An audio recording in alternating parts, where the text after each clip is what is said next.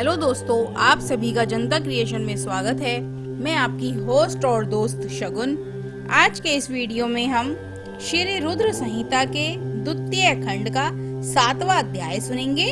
आइए शुरू करते हैं। ओम नमः शिवाय। 7वां अध्याय, देवी संध्या की आत्म आहुति। ब्रह्मा जी कहते हैं, नारद, जब भगवान शिव देवी संध्या को वरदान देकर वहां से अंतर ध्यान हो गए, तब संध्या देवी उस स्थान पर गईं जहां पर मुनि मेधातिथि यज्ञ कर रहे थे।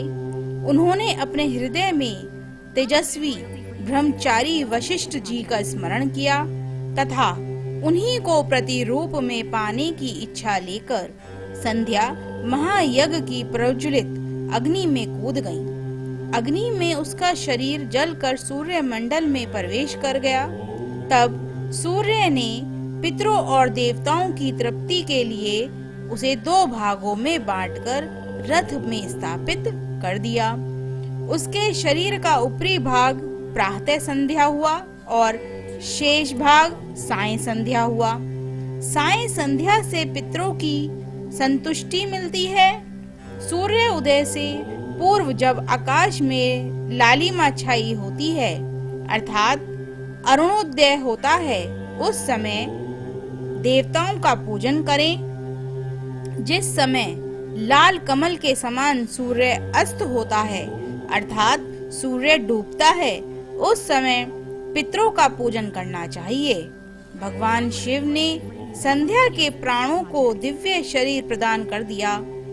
जब मेधातिथि मुनि का यज्ञ समाप्त हुआ, तब उन्होंने एक कन्या को, जिसकी कांति सोने के समान थी, अग्नि में पड़े देखा। उसे मुनि ने भली प्रकार स्नान कराया और अपनी गोद में बैठा लिया।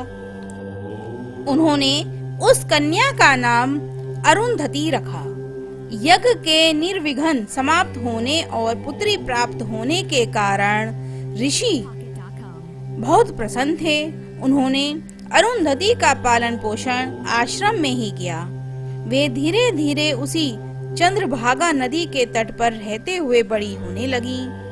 जब वह विवाह योग्य हुई तो हम त्रिदेव ब्रह्मा, विष्णु और महेश ने मेधा मुनि से बात कर उनका विवाह मुनि वशिष्ठ के साथ करा दिया।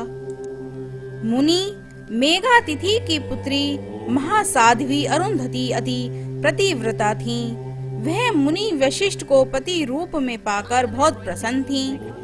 वह उनके साथ रमण करने लगी। उससे शक्ति आदि शुभ और श्रेष्ठ पुत्र उत्पन्न हुए। हे नारद, इस प्रकार मैं तुम्हें परम पवित्र देवी संध्या का चरित्र सुनाया है। यह समस्त अभिष्ट फलों को देने वाला है। यह परम पावन और दिव्य है।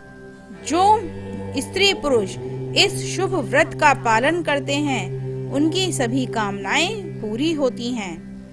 ओम नमः शिवाय। आज के इस अध्याय की कथा यहीं पर समाप्त होती है। आगे की कथा अगले अध्याय में सुनेंगे। इस अध्याय में हमने जाना कि देवी संध्या की आत्मशुद्धि कैसे हुई और उन्होंने ऋषि वशिष्ठ को किस प्रकार पति रूप में प्राप्त किया। दोस्तों, इसी तरह की और कथाओं को सुनने के लिए हमारे चैनल को सब्सक्राइब करें और बेल आइकन जरूर दबाएं, जिससे हमारी आने वाली नई वीडियोस की नोटिफिकेशन आपको मिलती रहे। Thank you friends watching this video. Do not forget to like, share and subscribe.